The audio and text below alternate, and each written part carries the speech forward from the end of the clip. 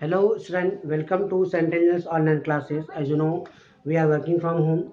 Today we will learn next lecture part 2 of Animal Kingdom. First lecture बेटा हमने basis of classification पढ़ लिया था, जिसमें हमने जाना था पहला बेस मतलब एनिमल किंगडम को कैटेगराइज करने का जो पहला बेस था वो था बेटा लेवल ऑफ ऑर्गेनाइजेशन। सेकेंड हमने पढ़ा था सिमेट्री और थर्ड हमने पढ़ा था सिलोमे मतलब बॉडी कैविटी का बेस। एक हमने पढ़ा था जर्मिनल लेयर। दो एक पार्ट और बचते हैं, वो शेयर करके फिर हम फाइलम की तरफ चलते हैं। वो बात बेटा जो है पहला अगला जो क्लासिफिकेशन बेसिस ऑफ क्लासिफिकेशन का जो अगला पार्ट है, basis of classification of animal, वो अगला बेस आप कह लो फिफ्थ जो बेस लिया जा रहा है वो बेटा क्या है, basis of classification of animals का जो हम फिफ्थ बेस लेंगे वो लेंगे बॉडी में सेगमेंटेशन।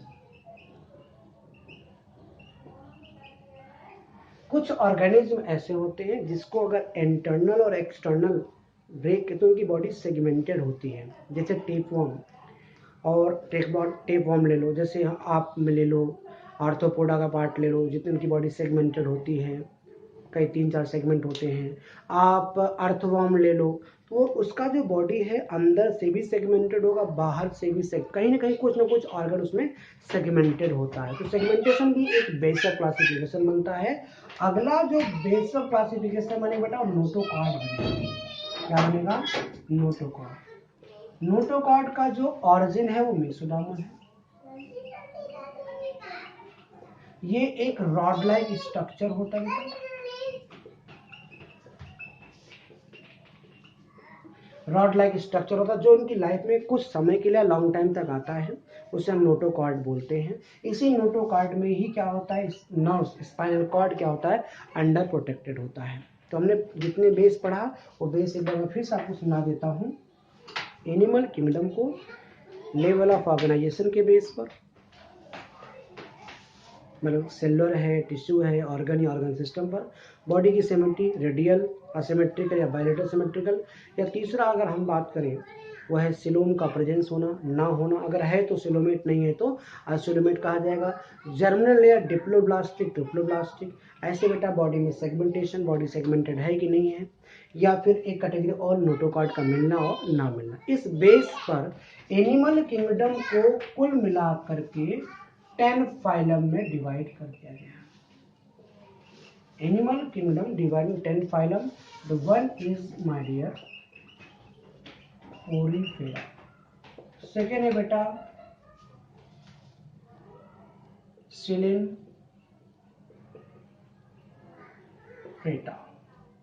सिलेंट्रेटा का दूसरा नाम माय डियर नाइडेरिया होता है, नाइडेरिया। एक होता है बेटा सीटिनोफोरा। फिर टिनोफोरा के बाद इसमें आता है अगला लेवल जिसे हम लोग बोलते हैं प्लैटीहेल्मिन्थेस।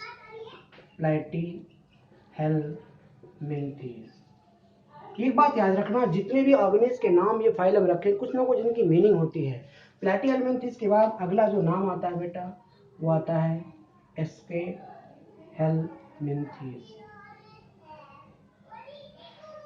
एस्केहेल्मिन्थेस के बाद अगला जो आता है वो आता है एनिलिडा। एनिलिडा के बाद अगला जो आता है एनिलिडा के बाद अगला आता है माय डियर, एनिलिडा के बाद आर्थ्रोपोडा। आर्थ्रोपोडा के बाद नेक्स्ट जो कैटेगरी आता है माय डियर वो आता है मोलस्का। मोलस्का के बाद अगला जो आता है वो आता है इकाइनोडर्मेटा। इकाइनोडर्मेटा के बाद आता है माय डियर कॉर्डेटा। बाद में इसी और कैटेगरी बनती है लाइक यूरोकॉर्डेटा,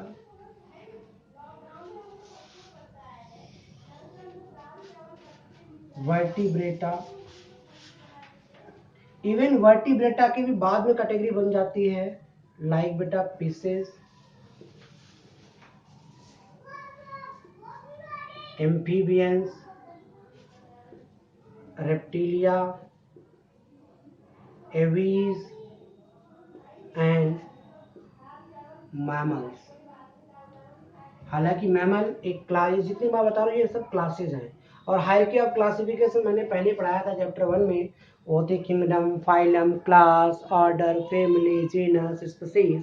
तो अभी हम जो पढ़ रहे हैं वो एनिमल किंगडम के अंदर। सम टेक्निकल इश्यूज रुक गया था, आगे हम बढ़ते हैं। हम लोग एवीज पढ़ चुके थे, ये सब क्या है, क्लासेज हैं। और इसके बाद हमारे पास अब हम इन सब का जो नेम है ये किस बेस पे रखा गया वो जानते हैं। जो पोरीफेरा है, पोरीफेरा को अगर हम देखें तो इसका दो मीनिंग है।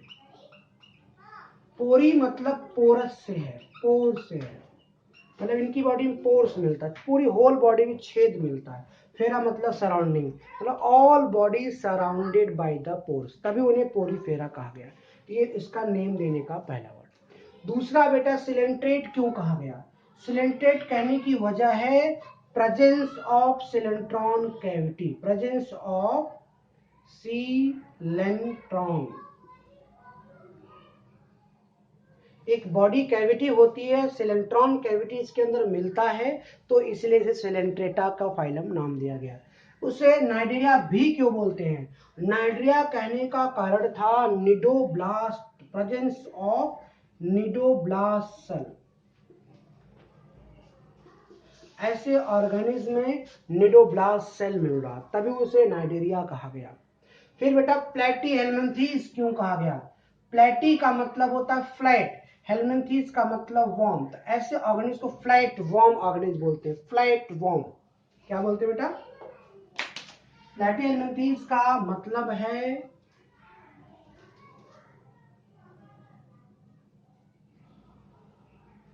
Flat worm. ऐसे बेटा हम जानते हैं एस्के हेलमिंथीज क्यों कहा गया? एस्के का मतलब एस्कस से है,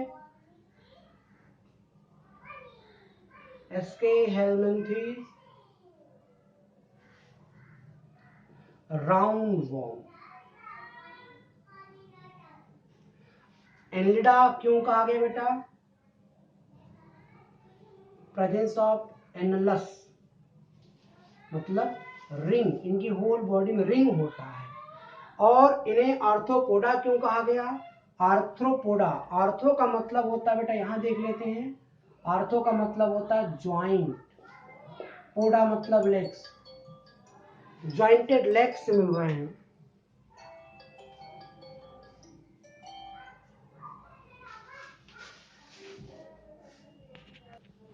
अच्छा बेटा, आर्थ्रोपोडा का मतलब हो गया ज्वाइंटेड लेग्स। आर्थ्रोपोडा के बाद अगला जो आता है मोलस्का। मोलस्का का मतलब सॉफ्ट बॉडी, इनकी बॉडी होती है बड़ी सॉफ्ट होती है बेटा। अगर आप देखो तो अंदर से बहुत सॉफ्ट होता है और ऊपर से बहुत हार्ड कवरिंग होती है। जैसे यूनियो देख लो, पाइला देख लो, ये सॉफ्ट बॉडीड एनिमल्स होते हैं, इसलिए मोलस्का कहा गया। इकाइनोडर्मेटा क्यों कहा गया? इकाइनो का मतलब होता है हेज हॉज, इकाइनो का मतलब होता है बेटा हेज हॉज। इसका मतलब आप आम भाषा में स्पाइनी बोल लो, कांटे। ये इसकी पूरी होल बॉडी, डर्म का मतलब स्किन हो गया, तो पूरे स्किन पर क्या मिलता है? स्पाइन्स मिलते हैं, कांटे मिलते हैं, इसलिए क्या डर्मेटा कहा गया। ऐसे बेटा कॉर्डेटा क्यों कहा गया? कॉर्डेटा कहने का वजह था नोटोकॉर्ड का मिलना। वर्टिब्रेट्स क्यों कहा गया बेटा? वर्टिब्रल कॉलम का मिलना। Fishes, you know very well, fishes का मतलब फिश से है, एम्फीबियन का मतलब ड्यूअल लाइफ, रेप्टाइल क्रीपिंग वाले, एवीज बर्ड्स हो गए, मैमल्स तो आप जानते हैं। ये कुछ बेसिक इंट्रोज था इस बात पर कि हम जो फाइलम के नेम रख रहे हैं उन बायोलॉजिकल मतलब क्या होता है। आइए बेटा हम थोड़ा सा इंट्रो और लेते हैं अबाउट पोरीफेरा। पोरीफेरा का एक कॉमन नेम है स्पंज। पोरीफेरा को हम लोग स्पंजेस बोलते हैं, porifera known as sponges. Porifera sponges होता है बेटा। अब कुछ जो बेसिक और क्लासिफिकेशन था वो यहाँ पे सारा लेना है। मतलब एक तो आप पकड़ लीजिए, इसमें हैबिटेट क्या है, कहाँ रहते हैं भाई? मैरीन होते हैं, कुछ फ्रेश वाटर वाले भी होते हैं। हैबिटेट के बाद दूसरा देख लो बेटा, इनका लेवल ऑफ ऑर्गेनाइजेशन क्या है, इनकी बॉडी किस तरीके से ऑर्गेनाइज्ड है। तो लेवल ऑफ ऑर्गेनाइजेशन बेटा ये लोग मल्टी सेलुलर मतलब सेलुलर लेवल के होते हैं। क्या होते हैं माय डियर? Cellular level. तीसरा इसमें ऑब्जर्व करो कि इनकी बॉडी में जर्मिनल लेयर कितना होता है। तो जर्मिनल लेयर को देख लो, तो ऐसे को हम लोग बोलते हैं डिप्लोब्लास्टिक। क्या बोलते हैं बेटे? डिप्लोब्लास्टिक। फिर इसमें देख लो बेटा सिमेट्री कैसी है, मतलब क्या सिमेट्री है भी कि नहीं है। नहीं है तो आप बोलोगे भाई इनकी बॉडी क्या है? असिमेट्रिकल है।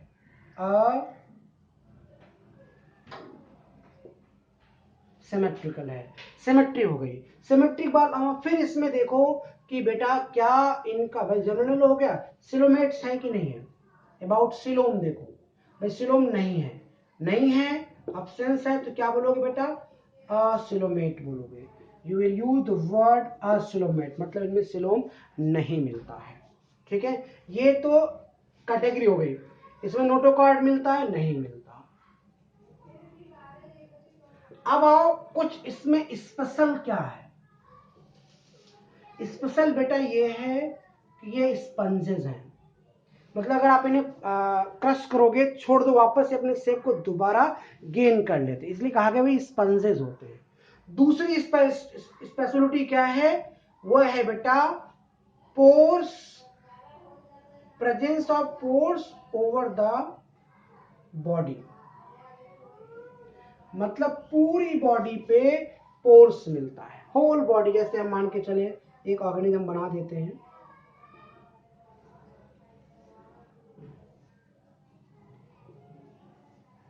इसकी होल बॉडी, मतलब यहां देखोगे पूरी बॉडी पे क्या मिलेगा? ऐसे पोर्स मिलते हैं। ऐसे पोर्स को ऑस्टिया बोलते हैं। क्या बोलते हैं? ऑस्टिया। और इस बड़े वाले पोर को ऑस्कुलम कहते हैं। तो ऑस्टिया से क्या होता है? वाटर एंट्री करता है, इसमें वाटर कैनाल सिस्टम बनता है, वाटर इसकी बॉडी में एंट्री कर जाता है और एंट्री करके सभी को न्यूट्रिशन प्रोवाइड करा देता है। फिर वेस्ट ऑस्कुलम से बाहर निकल जाता है। तो इसमें स्पीसीज का स्पंजेस नाम हो गया, पूरी बॉडी पे पोर्स मिल रहा है। एग्जाम्पल मैंने बता दिया, साइकॉन है। क्या बेटा आपका? साइकॉन इसका एग्जाम्पल है। ये बात विशेष ध्यान रखेंगे। अब कुछ बातें और आपको ध्यान में रखना है कि इनमें रिप्रोडक्शन कैसा होता है। मतलब ये रिप्रोडक्शन के हिसाब देखा तो ये हर्मेफ्रोडाइट्स होते हैं। क्या होता है? हर्मेफ्रोडाइट्स। What are these? ये लोग हर्मेफ्रोडाइट्स। हर्मेफ्रोडाइट्स का मतलब डुअल, मतलब इसमें मेल और फीमेल दोनों सेक्स ऑर्गन्स होते हैं बेटा। सेक्स कह लो आप, सॉरी, सेक्सेस सेपरेट नहीं होते, दोनों एक साथ होते हैं। सेक्सुअल रिप्रोडक्शन बेसिकली इसमें गैमीट फॉर्मेशन से होता है। किससे होता है? गैमीट फॉर्मेशन से। आज सेक्सुअल रिप्रोडक्शन जो इसमें होता है फ्रेगमेंटेशन से होता है। किससे बेटा आपका? फ्रेगमेंटेशन से। फर्टिलाइजेशन इसमें इंटरनल होता है और डेवलपमेंट की बात करें तो बेटा इनडायरेक्ट होता है। फर्टिलाइजेशन इंटरनल और डेवलपमेंट कैसा होता है? इनडायरेक्ट होता है। तो ये बेसिक आइडिया हो गई अबाउट पोरीफेरा। थोड़ा सा और देख लो, पोरीफेरा का नाम स्पंजेज है, इनका basic habitat marine fresh water है। लेवल ऑफ ऑर्गेनाइजेशन बेटा सेलुलर लेवल का है। जर्मिनल डिप्लोब्लास्टिक, मतलब 2 जर्म लेयर होते हैं, एक्टो और एंडोडर्म। सिमेट्री में सिमेट्रिकल होते हैं। सिलोम में असिलोमेट होते हैं, मतलब इसमें मिलते हैं, नोटोकॉर्ड्स नहीं मिलता, फ्रेगमेंटेशन भी नहीं होता। और ये हर्मेफ्रोडाइट्स होते हैं, मतलब मेल और फीमेल एक में होते हैं, मतलब सेक्स सेपरेट नहीं होता। फर्टिलाइजेशन इंटरनल होता है, मगर जो इनका डेवलपमेंट है वो इनडायरेक्ट होता है। इस बात को बेटा विशेष ध्यान रखेंगे। और हैबिटेट मैंने बता रखा है, हैबिटेट में मोस्टली क्या लोग ये मैरिन है। क्या बेटा आपके? मैरिन है। ओके, एग्जाम्पल में जितने स्पंजेस हैं आप वो नाम बता सकते हो। इवन साइकॉन आप एग्जाम्पल याद रखो। डन बेटा।